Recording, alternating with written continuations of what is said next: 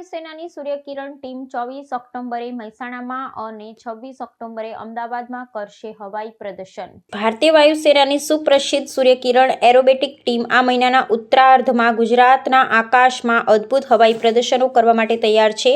આ ટીમ મહેસાણા ખાતે 24મી ઓક્ટોબરના રોજ અને અમદાવાદ ખાતે 26મી ઓક્ટોબરના રોજ શ્વાસ થંભાવી દે તેવા કરતબો રજૂ કરશે।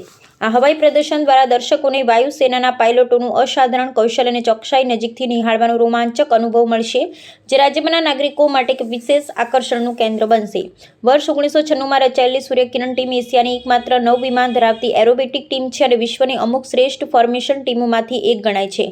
હંમેશા શ્રેષ્ઠ સર્વદા સર્વોત્તમના આદર્શ સૂત્ર સાથે માર્ગદર્શિત આ ટીમ અત્યાર સુધીમાં ભારત સહિત ચીન, શ્રીલંકા, મ્યાનમાર, થાઇલેન્ડ, સિંગાપોર અને યુએઈ જેવા અનેક દેશોમાં 700થી વધુ પ્રદર્શનો આપી ચૂકી છે।